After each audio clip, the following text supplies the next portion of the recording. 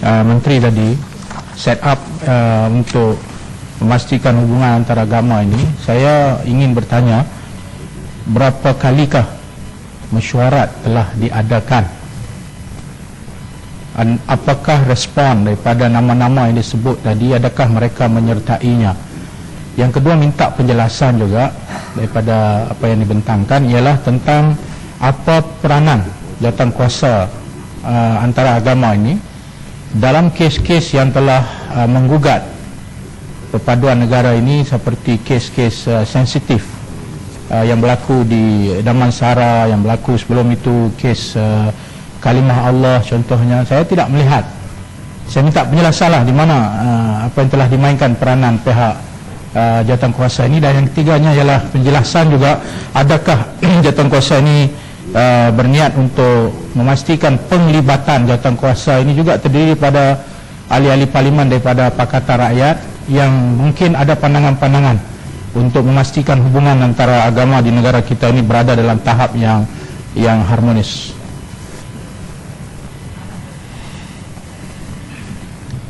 Tuan Yang di-Pertua, saya ingin menegaskan bahawa jawatankuasa ini sebenarnya terdiri daripada pemimpin-pemimpin agama yang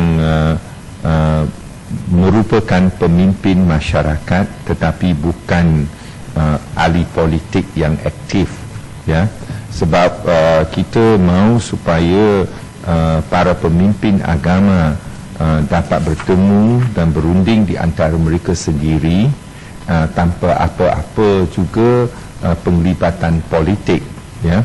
Sebab apabila ahli politik terlibat dalam proses perundingan, memang dari mana-mana pihak, ya, secara jujur dan secara berkecuali ada kecenderungan untuk mempolitikkan isu yang berkenaan. Oleh itu saya ingin memaklumkan bahawa walaupun secara rasminya jawatankuasa tersebut dikehendaki untuk bermesyuarat 4 kali setahun, tetapi di antara mereka secara tidak formal memang sering berhubung, ya, dan bertukar fikiran.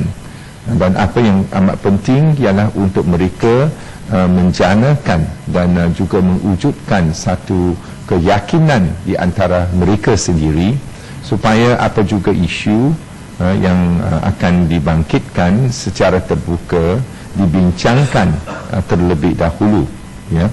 Misalnya jawatankuasa ini secara rasmi telah bermesyuarat pada minggu yang lepas, ya. Dan sebelum ini sempena lawatan seorang direktor dari Pontifical Institute for Arabic and Islamic Studies dari Vatican, lanjutan daripada diwujudkan perhubungan diplomat secara rasmi antara Malaysia dan Holy See. Lawatan pengarah ini telah menghasilkan perbincangan yang positif, termasuk juga syarahan di UIA, ya, dan juga pertemuan dengan Tun Abdullah dan bersama dengan pemimpin-pemimpin IKIM. Di samping itu diadakan juga satu majlis makan malam bersama di rumah Archbishop Kuala Lumpur, di mana dihadiri agak ramai juga pemimpin akademik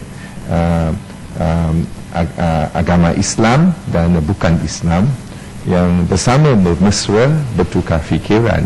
Saya ingat inilah pendekatan yang agak sesuai daripada pendekatan untuk memberi hujah dan berbahas di dalam media massa tanpa pertemuan muka ke muka dan hati ke hati.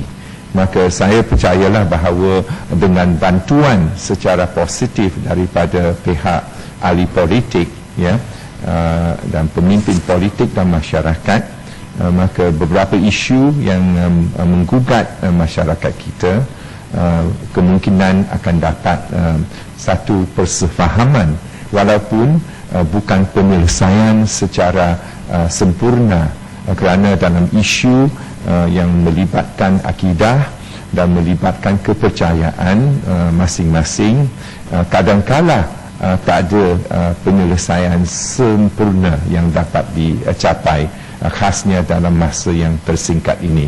Oleh itu saya ingin merayulah kepada semua pihak supaya mengambil satu pendekatan yang positif, kerana negara kita telah terbukti bahawa walaupun terdapat kepelbagaian dan perbezaan dari segi agama dan kebudayaan, kita masih dapat hidup damai dan dapat mengendalikan beberapa isu yang telah timbul secara aman dengan hati dan minda yang terbuka. Dan itulah mesej akhir saya untuk semua, dan saya percayalah bahawa dengan semangat satu Malaysia, dengan menegaskan kesederhanaan atau wasatiyah mengikut Perdana Menteri, mengikut agama Islam, maka kita akan dapat menguruskan kepelbagaian dan perbezaan pandangan yang terdapat di kalangan masyarakat kita. Terima kasih. Terima kasih Yang Berhormat Tan Sri Nathan. Sekarang saya ingin Pak Yang Berhormat Tan Sri daripada Tasik.